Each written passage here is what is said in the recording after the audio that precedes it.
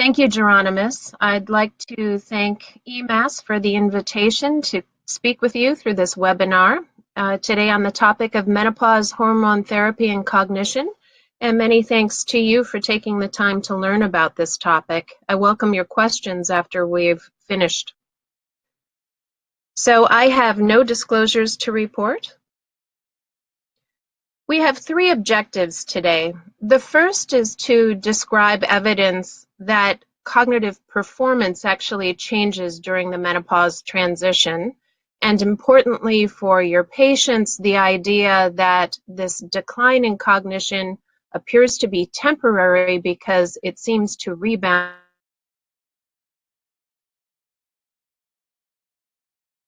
That's the first to discuss the hallmark symptom of the menopausal transition, which is vasomotor symptoms or hot flashes, or in Europe, hot flushes, and their association with cognition and brain function.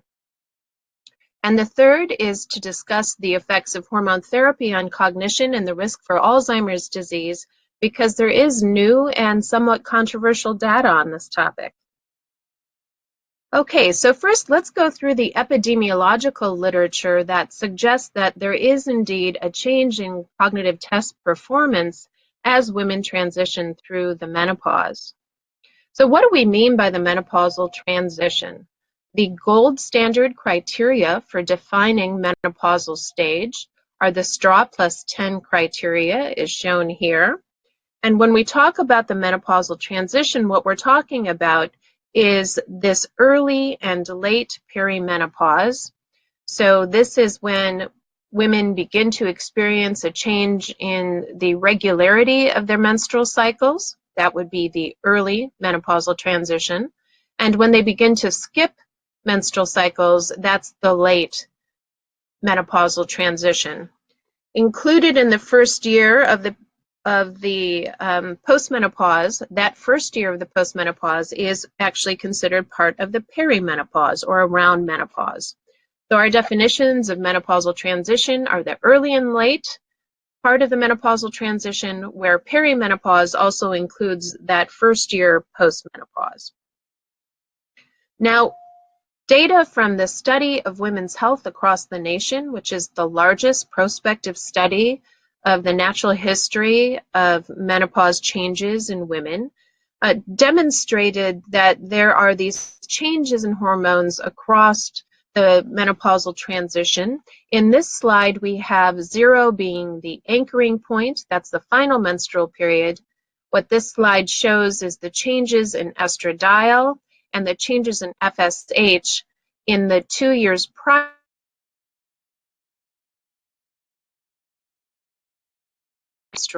Now, the reason that we're showing that is the period in which women appear to be experiencing the most cognitive changes. So this is the period of hormonal change and the period in which women are experiencing cognitive changes.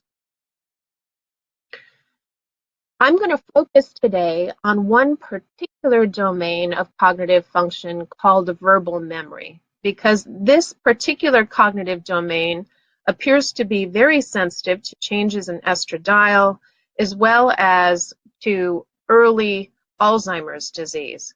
Now, I don't mean at all to suggest that the changes that women are experiencing in this domain are Alzheimer's-like. They are not, but women begin to worry about cognitive performance in the menopause in part because they fear Alzheimer's disease. So as menopause practitioners, one of the best things that we can do for our patients is to normalize changes in memory that occur during the menopausal transition. So verbal memory is defined as the ability to learn and remember verbal material, including words and stories. This is the cognitive ability that shows a sex difference in favor of women that is lifelong. This is the inverse of the male advantage in visuospatial abilities. This slide on the left shows data from the Baltimore longitudinal study of aging, which shows that in normal aging, so this is not pre-dementia, this is typical aging, There is a decline in verbal memory that occurs later in life, and that there is a sex difference such that women are consistently performing better than men on average. So this is a lifelong female advantage that nevertheless shows normal age-related changes over time. The first hint that verbal memory might be due, that the sex difference in verbal memory might be due to estradiol changes, came from early work by Barbara Sherwin, showing that in surgically menopausal women, that those women experience a drop in their verbal memory that can be prevented with add-back estrogen. So in the slide on the right, what you see is performance on a verbal memory test in two groups of women. Both groups underwent BSO, and the group on the left, so the black bar and the light purple bar, they were randomized to receive estradiol following surgery, and what you can see is that they maintain a steady level of verbal memory performance. In the next two set of bars, the gray bar and the purple bar, you see a decrease in verbal memory after surgery in the women who were randomized to receive placebo. So this is the effect on learning words. And in the next two sets of bars is women have menopausal symptoms that can affect their cognitive functioning. They experience symptoms of depression and anxiety, and those symptoms can negatively affect memory performance. They experience considerable sleep disruption, not only in the quantity of sleep, but also in the quality of sleep. However, there is little evidence that reported hot flashes, that means the number of hot flashes that they tell you that they're having, play a role in their memory functioning. That's a topic we're going to discuss shortly.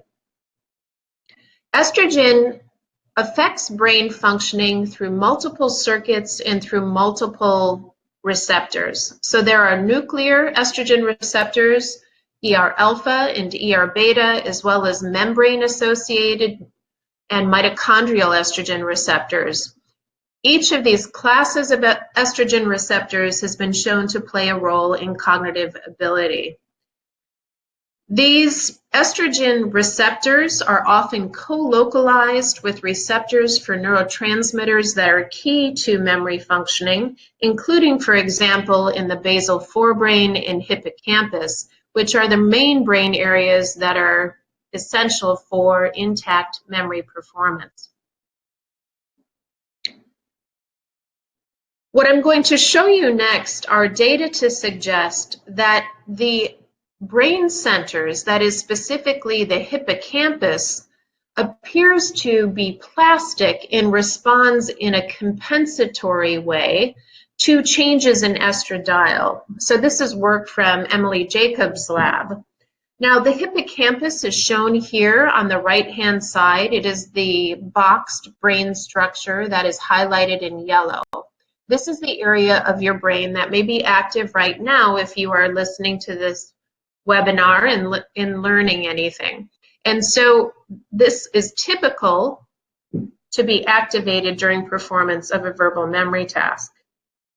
Now what happens, as shown in this diagram, is that typically in women, it is the left hippocampus that is active when they're learning and remembering words. What this imaging study showed is that when estradiol levels drop, the left hippocampus makes connections with the right hippocampus in order to compensate for those reductions in estrogen. So on the far right, you can see that the lower the level of 17-beta estradiol, the greater the left to right hippocampal connectivity. And so this appears to perhaps explain the rebound in cognitive test performance that women experience in the postmenopause, that the brain rewires itself. On a more general level, the left side of the brain, as it's aging, begins to rely more on the right side of the brain for a variety of different cognitive tests. That's a method or a concept that's called the Herald model of aging. So this is an example that shows that hormone changes also lead to that pattern of compensation. Now, what we showed in an early study is that hormone therapy results in increased blood flow to the left hippocampus. So in considering the data that I just showed you on the previous slide, what this suggests is that hormone therapy, if you will, might keep the hippocampus younger. That is, that what you see is an increase in activation in the left hippocampus among hormone therapy users compared to non-users. The prefrontal cortex is also involved in memory formation. This is involved in the more strategic type of memory formation. So if, for example, right now when you're listening to me, you're mentally connecting what I'm saying to information you already know or to a prior lecture you've heard on this topic, you are making these kinds of executive function connections. And what happens during the menopausal transition is that the prefrontal cortex also needs to work a little bit harder in order for women to perform at the typical level on verbal memory tests. So another example of compensation. Longitudinally, we demonstrated in a positron emission tomography study that hormone therapy users show increased blood flow not only to the left hippocampus, but also to the prefrontal cortex. So estrogen, in the form of hormone therapy, modifies the activity in brain regions while women are performing memory tasks. And those modifications are seen in key memory centers, including the hippocampus and prefrontal cortex. So now what I'm going to show you is a variety of studies that demonstrate that hot flashes, when measured using ambulatory skin conductance monitors, are in fact shown to influence cognitive test performance and brain function. Now, this area of research very reliably shows no association between cognition and vasomotor symptoms when vasomotor symptoms are measured on a questionnaire or a diary. So in those cases, memory performance is unrelated to vasomotor symptoms. However, in our work, we use an ambulatory skin conductance monitor called the Biolog to measure hot flashes objectively. Here we see that on the sternum of a woman, there are two electrodes that are connected. If she has a hot flash, there's sweating underneath those electrodes, which results in a change in skin conductance. And you can see on the bottom right that there is a rapid increase in skin conductance followed by what we call a swishy tail. That is the characteristic change in skin conductance that occurs when a woman experiences hot flashes. The monitor is shown above. You see two red buttons. The monitor is shown next to a quarter so that you can see what the size of that is. That is a US coin. And when a woman believes she's experiencing a hot flash, she depresses those two buttons. So in other words, this instrumentation allows a woman to report in real time whether she thinks she's having a hot flush, and also allows us to record what are called physiologic hot flushes or objective hot flushes. Now, when we look at the concordance between those subjective hot flashes and the objective or physiological hot flushes, we see that in the lab there's very good concordance. However, in women's daily lives, they're busy doing other things, and they tend to report only 60% of their physiologic VMS, suggesting that self-reported hot flushes are not particularly a helpful measure. Suggesting that self-reported hot flushes are not a particularly valid measure. Now, another piece of evidence to suggest that there might be an important new direction in research if we look at these objective hot flashes comes from a randomized placebo-controlled trial of 2 botanicals and hormone therapy. And in this study, you can see in the top graph that there is what we call the placebo effect. In other words, women who are given a dummy pill show a decrease in reported hot flushes. This is widely repeated across meta-analyses as well. You can see a decrease in subjective hot flashes in women treated with red clover, black cohosh, and with combination hormone therapy.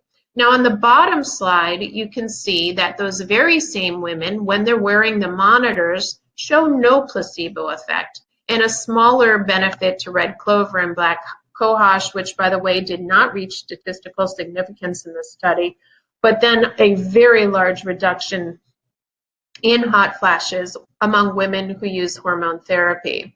So the point of this is to demonstrate a validity of these physiologic hot flashes in that they are immune to the practice effect, or to the placebo effect rather. When you look at the correlation between hot flashes and verbal memory, you can see a negative association. So in other words, the physiological hot flashes that women experience are associated with poor performance on a memory task. Interestingly, this relationship is not observed with self-reported hot flushes. Now that's a correlational study, that's hypothesis generating. What I'm going to show you next is a clinical trial in which women who experienced a decrease in their objective hot flashes also experienced an improvement in their memory performance. So what you can see here on the left-hand side are the results of a randomized sham-controlled trial of a non-hormonal intervention for hot flashes called stellate ganglion blockade. And this is an injection of an anesthetic called bupivacaine into the C6 vertebrae, and it reduced 50% of moderate to severe vasomotor symptoms. Now, we measured the change in vasomotor symptoms using those hot flash monitors in relation to the improvement in hot flashes. And on the right, what you can see is a strong correlation between improvement in the objective vasomotor symptoms and improvement in memory. Again, as in the previous study, there was no association between improvement in memory and self-reported hot flashes. So what this study suggests is that when hot flashes are measured objectively, you can see a strong association between memory performance and those hot flashes. The reason that this is important is that what it suggests is that hot flashes may contribute to memory declines in women, and that memory declines in women with vasomotor symptoms are treatable, potentially. We are doing a much larger clinical trial now, and we're going to see if we can replicate those findings. Now, not only do hot flashes, when they're measured with those monitors, associate with memory performance, they also are associated with white matter hyperintensities. So on the far left, you see a structural brain map with white arrows pointing to areas of white cloudiness, if you will. Those are areas of white matter hyperintensities, which are measures of small ischemic lesions in the brain. In collaboration with Rebecca Thurston in her study of Ms. Hart participants, that's her cohort study, we demonstrated a linear association between the number of objective hot flashes a woman has and the number of white matter hyperintensities. So that's a relationship with brain structure. On the right-hand side is a relationship with brain function. And what we showed in this study is that the number of hot flashes that a woman has is associated with the extent to which her brain, particularly her hippocampus, is hyperconnected when it's at rest. So this is very similar to the idea that the hippocampus is compensating in some way for changes in estradiol. In this case, the brain seems to be compensating for objective hot flashes. As with the prior study, there was no association between measures of brain structure and brain function with self-reported hot flushes. And then finally, in a recent publication, we demonstrated that there is an association between these objective hot flashes and the extent to which the right hippocampus is active during memory tasks. So this suggests that the more hot flushes a woman has, the greater the activation in the right hippocampus. Now, why is that important? Because you might remember that engagement of the right hippocampus is viewed as a compensatory response to changes in estradiol.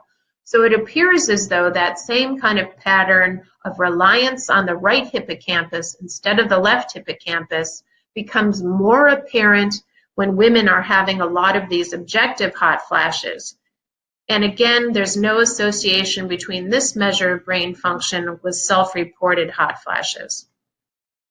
Okay, and in the final part of our discussion today, we're going to identify the effects of hormone therapy on cognition and the risk of Alzheimer's disease.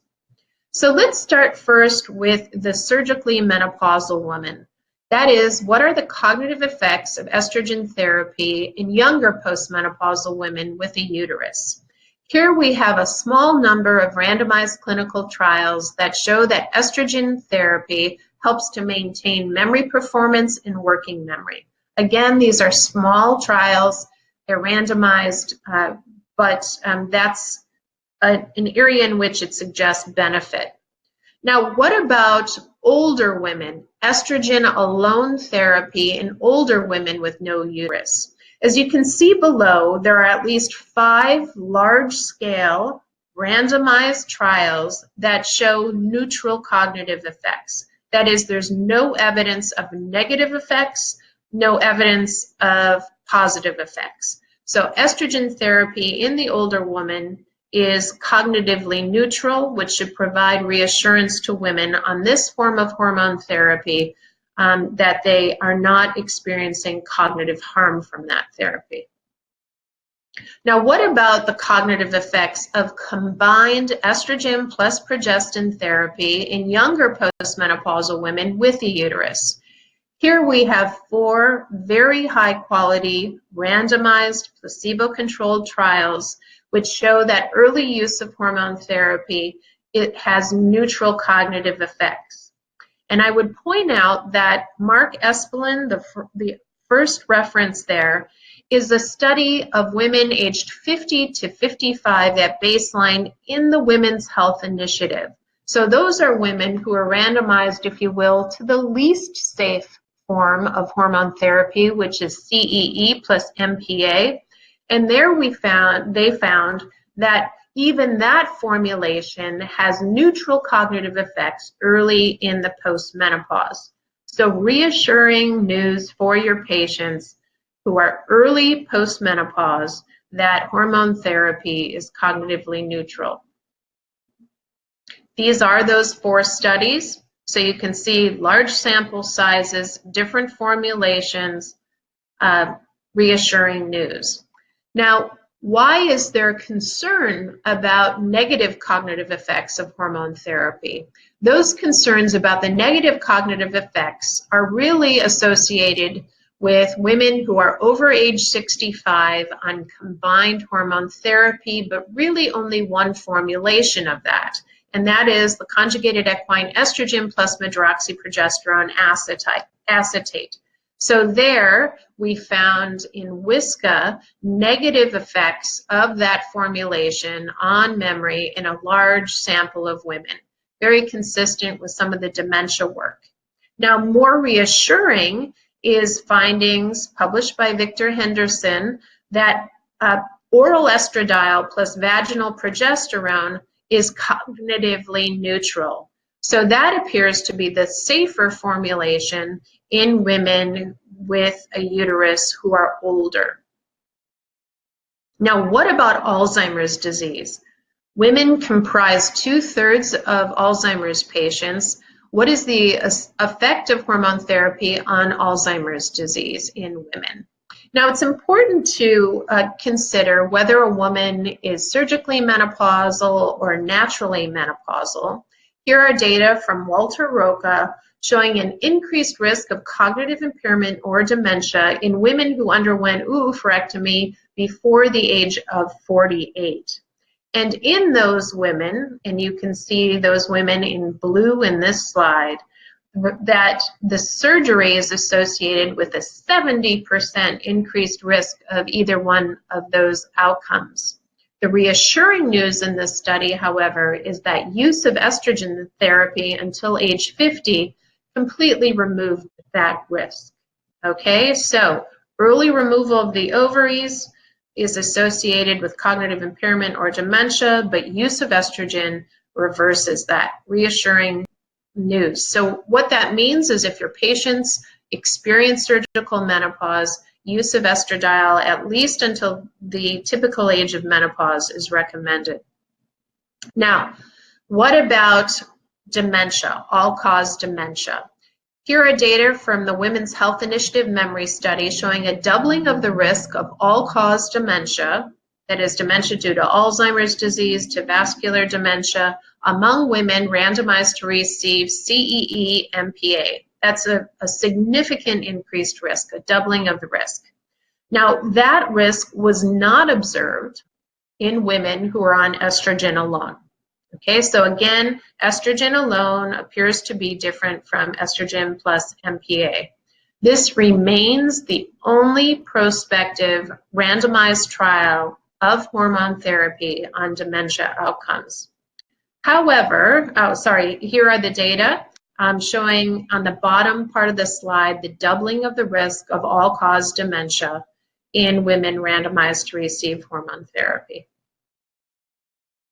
Okay, but let's now discuss some new and kind of controversial data suggesting very different effects on dementia within that same Women's Health Initiative study. Okay, so this is a 2017 publication in JAMA looking at hormone therapy and death from Alzheimer's disease in the entire WHI sample.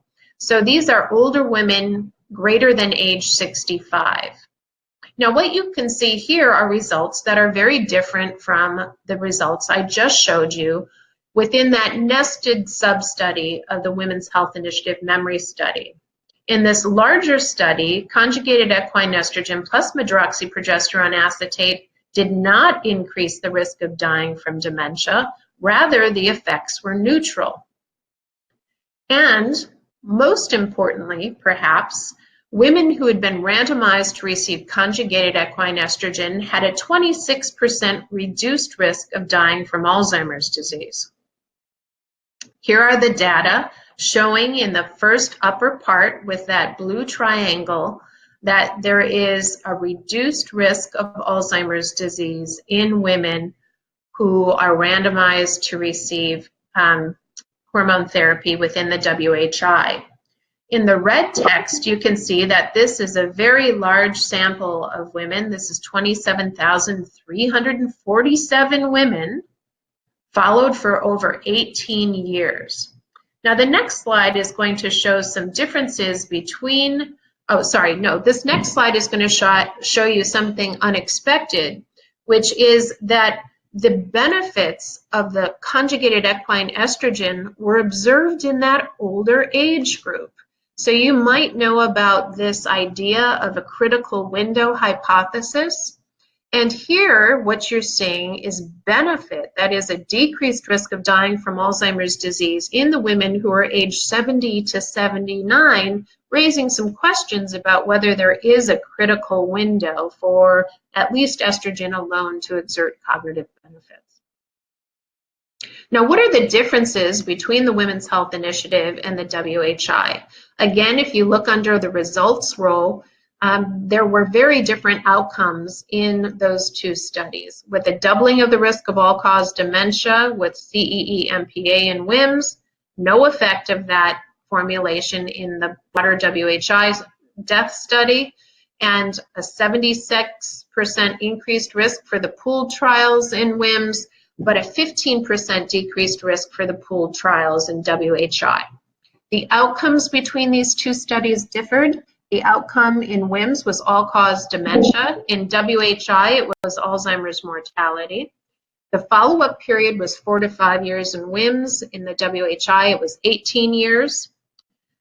None of the cases in the WHI were adjudicated. About half of the cases in WIMS were adjudicated. And WHI assessed death from Alzheimer's disease by a national death index, autopsy report, sometimes from next of kin, not the same standard as we typically have in a randomized trial. The sample size was much larger in the WHI, and the number of Alzheimer's disease cases was more than twofold greater. So much greater statistical power in the WHI.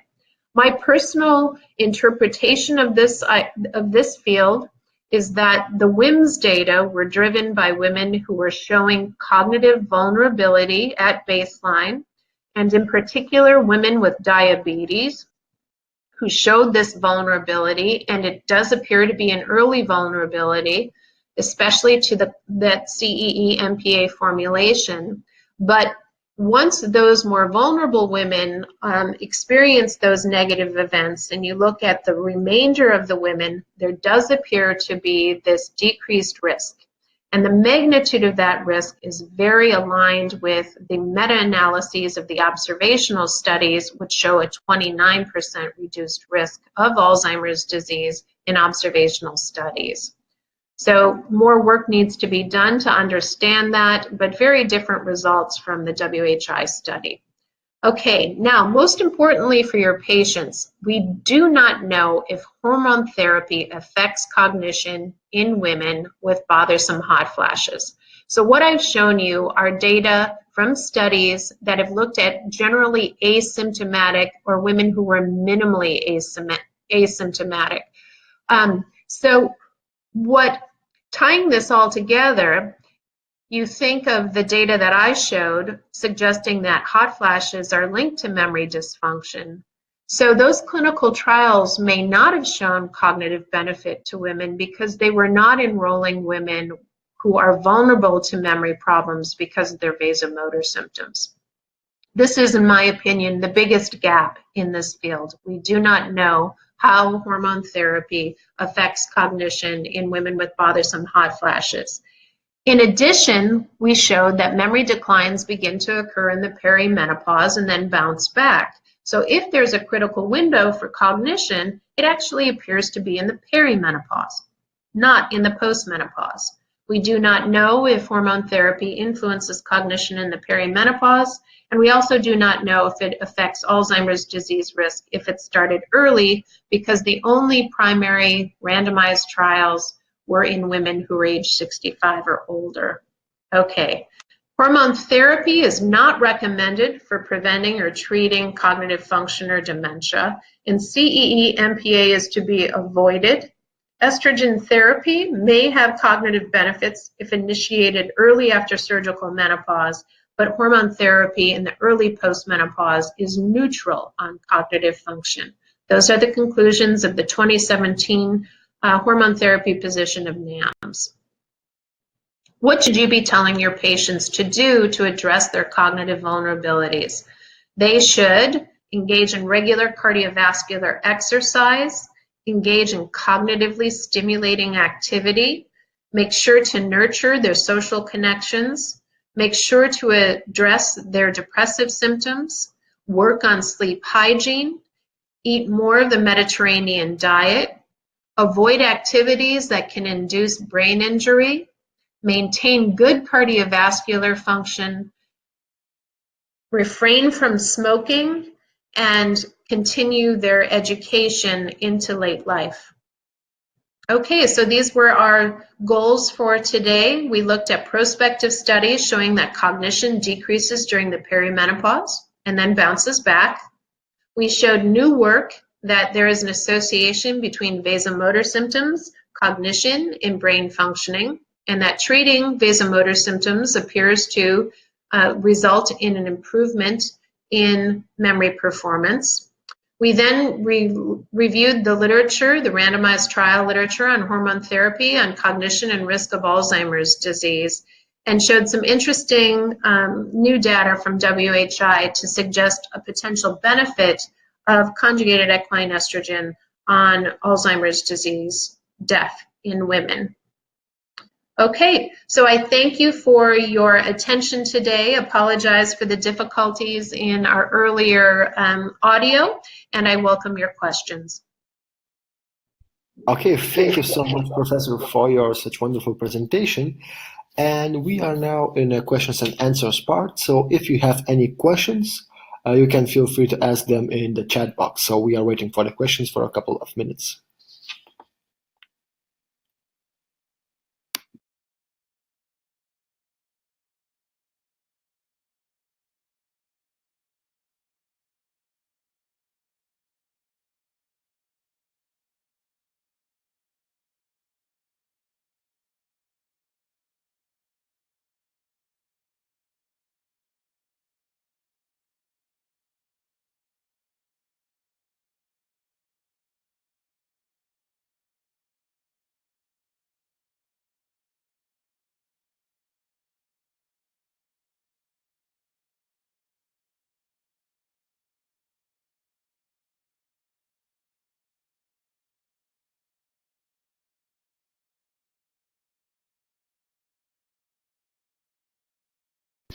Yes, I believe we have the first question, which is asked by Risto Ercola, and is it how you value the Cache County study? I believe it's written like this.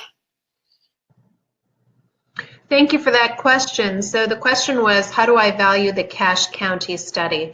So for those who might not be familiar with the Cache County study, the Cache County study is one of 3 prospective studies, that is a cohort study, an observational study, that prospectively assessed the timing of hormone therapy initiation in relation to the risk of Alzheimer's disease. So the Cache County was the first of those studies, and what it showed is that there was the greatest reduction in Alzheimer's disease among women who took hormone therapy early, and then and less of a benefit to women who used hormone therapy later.